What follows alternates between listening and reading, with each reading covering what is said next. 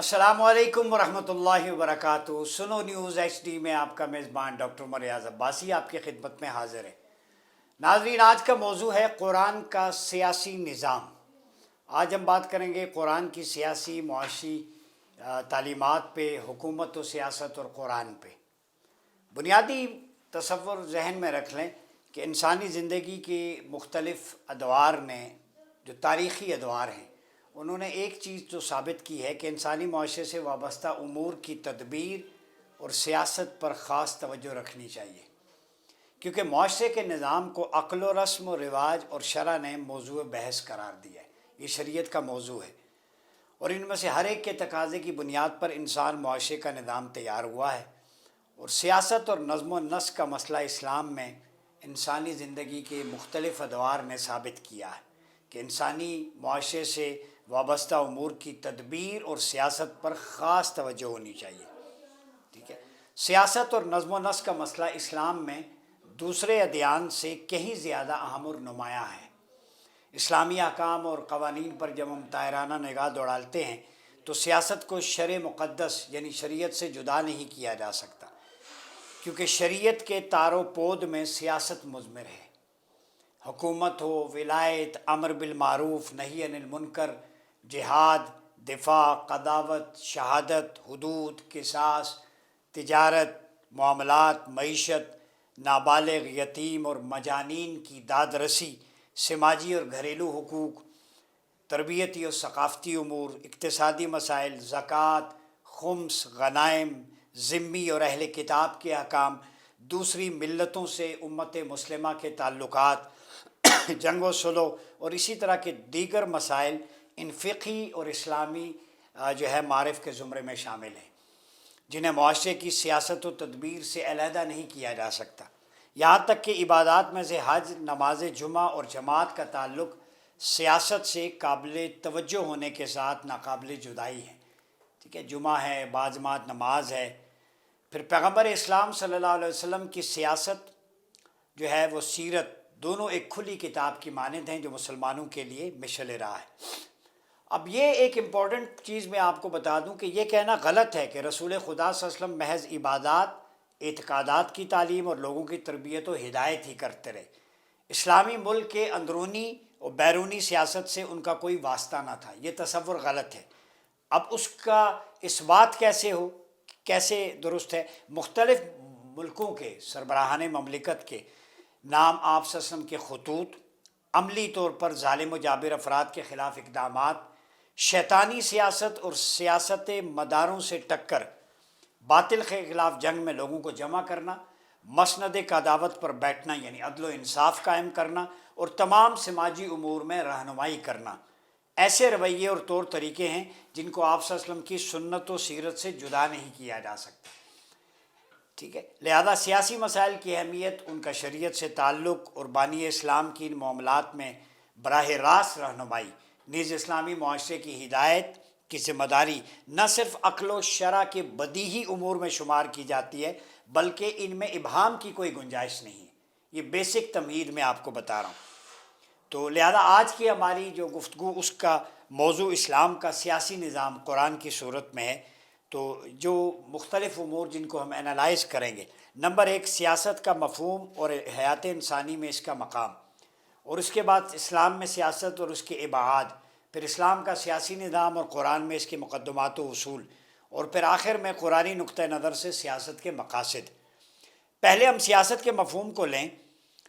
ایک امپورٹنٹ چیز تمام لوگ کان کھول کے سن لیں۔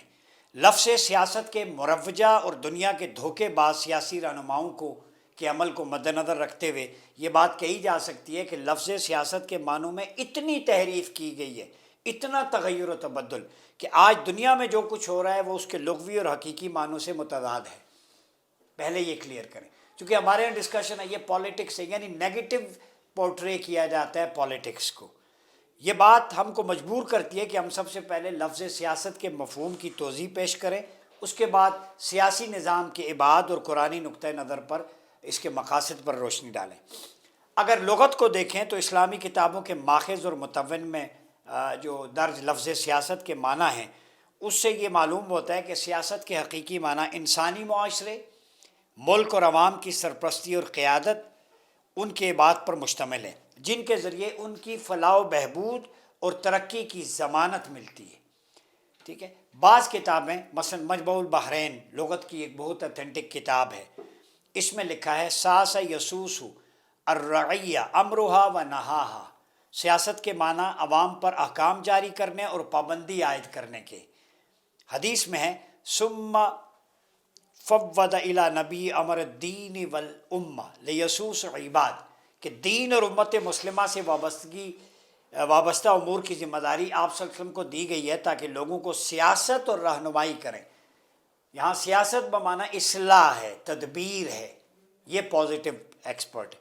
پھر دائرۃ المعارف البستانی میں لکھا ہے ساس القوم دبرہم وتولا امرہم الامر قام به فہو اساس السیاسہ استصلاح الخلق بار شادہم الی طریق المنجی فی العاجل او الاجل السیاسہ المدینہ تدبیر المعاش مع العموم علی سنن العدل والاستقامہ، کہ کسی معاشرے کی سیاست کرنا، ان کے امور کی تدبیر اور تقاضوں کا جواب دینے کے ساتھ عدل و انصاف اور رہنمائی کے معاملات کو آزادی سے بجا لانا۔ پھر سیاست مدن یعنی معاشرے کی معیشت اور عدل و انصاف اور آزادی کے اصول فراہم کرنا، یہ سیاست کے مختلف کیٹیگرائزیشن ہے۔ پھر عربی لغت ہے لاروس، اس میں ہے ساس الوالی الرعیہ تولا امرہا واحسن النظر الیہا، حاکم نے رعایا کی سیاست کرنے کی ذمہ داری قبول کی، اصلاح کرنے کی، یعنی عوام کے تمام کاروبار کی ذمہ داری قبول کر کے ان کی فلاح و بہبود کے لیے سوچا۔ عوام کے کاروبار کی ذمہ داری حکمران پر ہے اور اس کا مقصد ہے کہ وہ اس سے ان کی فلاح و بہبود چاہے۔ پھر منجد الطلاب کے ترجمے میں سیاست کی جو تعریف ہے مملکت داری، امور مملکت چلانا، عوام کے امور کی اصلاح، ملکی کاروبار کا انتظام، اور سیاست مدن یعنی معاشرے کو سیاست کرنا، اس کی اصلاح کرنا، خیر تقسیم کرنا اور شر اور برائی سے روکنا۔ فارسی لغت معین میں سیاست مذکورہ جن معنوں میں استعمال ہوئی ہے وہ قضاوت، عدالت، صدا، جدا، تنبیہ، ملکوں کی سرحدوں کی حفاظت۔ یہ دیکھیں فارسی لغت میں ملک کی سرحدوں کی حفاظت بھی سیاست ہے، ایک طرح کی اصلاح، انتظام، بیرونی خطرے سے محفوظ کرنا۔ ہمارے ہاں کتنا غلط کانسیپٹ ہے، فوج سیاست میں کیوں آتی ہے؟ ملکی سرحدوں کا دفاع بھی امور سلطنت کے سیاسی امور سے تعلق رکھتا ہے، یہ دلیل کی بنیاد پہ کہہ رہا ہوں۔ تو وہ جاہلانہ طرز عمل ہے جو لوگ کہتے ہیں کہ فوج کا سیاست سے کیا کام۔ سیاست مدن میں داخلی اور خارجی انتشار کا خاتمہ وہ بھی بنیادی ذمہ داری ہے، تو اس کے لیے افواج پاکستان کے جو آرمی چیف یا سپریم کمانڈر ہوتے ہیں ان کے تحت جو لوگ کرتے ہیں وہ بھی سیاست کر رہے ہیں۔ سیاست کا مطلب ہے کہ باؤنڈریز کے ذریعے ملک کو شر سے، فتنے سے اور خارجی خطرات سے پاک کرنا، اس کی اصلاح کرنا۔ تو گویا افواج کی سرحدوں کی حفاظت، جنگ لڑنا، چاہے وہ خوارج کے خلاف داخلی معاش پہ ہو، بارڈر پہ ہو، وہ بھی داخلی اور خارجی سیاست ہے، وہ ریاست کا عنصر ہے، یہ تصور درست کر لیں۔ اور ملک کے داخلی اور خارجی امور کا انتظام، داخلہ اور خارجہ پالیسی، یہ بھی پالیٹکس ہے۔ اسی طرح اخوان الصفا ایک کتاب ہے پالیٹکس پہ بڑی امپورٹنٹ، اس میں سیاست کے کئی بہت ذکر ہوئے، اقتصادی سیاست، سیاست مدن، جسمانی سیاست جو بدن کو قوت بخشے اور اس کی حفاظت کرنے کے علاوہ اسے توازن اور حد اعتدال سے خارج ہونے سے روکتی ہے۔ تو پاکیزہ سیاست بدن کی بھی ہے، اور بدنی سیاست یہ ہے کہ اتنا کھاؤ کہ جتنا ڈائجسٹ کر سکو، طاقت ملے۔ اگر خواہ جو ہے مزمحل ہو جائیں یا زیادہ ان میں فیٹیز آ جائیں لیور کے اندر، آپ کا پیٹ باہر آ جائے، آپ جو ہے ایک بیلنس باڈی نہ رکھ سکیں، تو وہ غلط سیاست ہے۔ تو اصول کی سیاست، سیاست بدن یہ ہے کہ ہر قسم کے زہریلے مواد کو بدن سے پاک کرنا، صاف ستھری غذا کھانا۔ پھر اخلاق ناصری ایک کتاب ہے، اس میں سیاست فاضلہ کو امامت کہا گیا ہے، اور اس سے مراد تکمیل خلق ہے، اخلاق کی تکمیل جو سعادت کے اصول کے لیے ضروری ہے۔ تو اب علمی اور عقلی مباحث میں حکماء اور فلاسفہ نے حکمت کو دو حصوں میں تقسیم کیا ہے، نظری اور عملی۔ اب نظری حکمت ہے وہ علم جس کے ذریعے انسانی عقل اپنی قدرت اور توانائی کے مطابق موجودات کے حقیقی حالات کے بارے میں علم رکھتی ہو۔ اللہم ارنا حقائق الاشیاء کما ہی، جب آقا علیہ السلام نے فرمایا مولا ہمیں چیزوں کا معرفت علم عطا کرا جیسے وہ دکھتی ہیں۔ پھر حکمت عملی اس کو 3 حصوں میں تقسیم کیا گیا۔ ایک ہے اخلاق یعنی خود سازی، سیلف بلڈنگ، کیریکٹر بلڈنگ، ٹھیک ہے، سیلف ڈیولپمنٹ۔ دوسری ہے تدبیر منزل، گھریلو امور کی تنظیم، ٹھیک ہے، فیملی مینجمنٹ، فیملی افیئرس۔ تیسری ہے سیاست مدن، جو ملکی شہری پیمانے پر تشکیل حکومت کرے تاکہ انسانی اجتماع کے مسائل و مشکلات کو حل کرے، گورننس، رول آف لا، یہ تیسرا ہے، ٹھیک ہے۔ اب مذکورہ جو مفہوم ہم نے بیان کیے لغت سے، آج کی دنیا میں رائج سیاست اور سیاسی رہنماؤں کی منطق کے درمیان مکمل تضاد ہے، اس سے الٹ چل رہے ہیں، اس لیے کہ ان لوگوں نے عوامی مصلحت، ترقی اور سرحدوں کی حفاظت کی بجائے اپنی سیاست کی بنیاد مکاری، قتل و غارت گری، جہ طلبی، ریاست اور وسعت طلبی، نیز محروموں کو غلامی کی زنجیروں میں جکڑنے میں رکھی ہوئی ہے۔ یہ عوام دشمن غریبوں کو موت کے حوالے کرنے، انہیں علمی، فنی اور فکری افلاس کے حوالے کرنے کے نصب العین بنائے ہوئے ہیں۔ تو ظاہر ہے اس سیاست کی دین، ضمیر اور عقل میں کوئی گنجائش نہیں، جو مروجہ سیاست ہے۔ چونکہ مروجہ سیاست اور سیاستدان جو میں نے تعریفات بیان کی ہیں لغت سے، کتابوں سے، جو قرآنی سیاست اسلامی ہے اس سے ان کا دور کا علاقہ نہیں، تو یہ اتنے چھا گئے ہیں کہ اصل سیاست کو بھی لوگ نیگیٹو سمجھنے لگے۔ تو اب جو ہم نے سیاست کے ذکر کیے، جن معنوں پر مصلح اور دانشور افراد غور و فکر کرتے ہیں، وہ انسان کی ضروریات زندگی سے ہے، اور بے شک اسلام اور دوسرے ادیان کی نسبت اس کا خاص اہتمام کیا ہے اور اس پر غور و فکر کرنے کا کہا ہے۔ تو اگر قرآنی نقطہ نظر سے انبیاء کی سیرت کو دیکھیں ہم، تو یہ بات سامنے آتی ہے کہ انبیاء نے عوامی معاملات کی بھلائی کے لیے جانفشانی سے کام کیا۔ انبیاء عوامی مفاد کے لیے آئے تھے، خاص طور پر سیاست، رہبری اور اصلاح کے لحاظ سے ان کی مثالیں، خدمات مثالی، تحسین اور قابل عمل و پیروی ہیں، ٹھیک ہے۔ 2 طرح کے سربراہ، اب بے جا نہ ہوگا اگر 2 طرح کے سربراہ ہم کہیں۔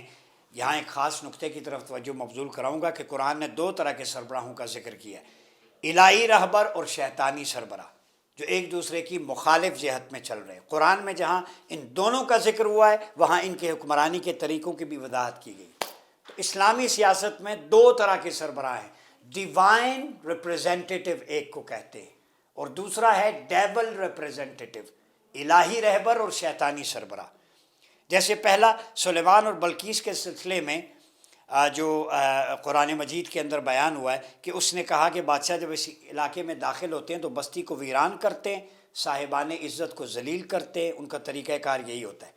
اگرچہ یہ آیت بلقیس کی ترجمانی کر رہی ہے، لیکن قرآن جب بھی کسی بات کو درج کر کے رد نہیں کرتا تو اس کا حکم دستخط اور تصدیق کے برابر ہے۔ اس سے یہ نتیجہ اخذ ہوتا ہے کہ بادشاہ بنیادی طور پر اسی طرح کے ہوتے ہیں، یعنی مفسد، تباہ کار، گمراہ کن اور غاصب، ٹھیک ہے، جو ظالم و جابر ہوتے ہیں۔ اسلام نے ظالمانہ جابرانہ سیاست کی نفی کی ہے قرآن کی اس آیت میں۔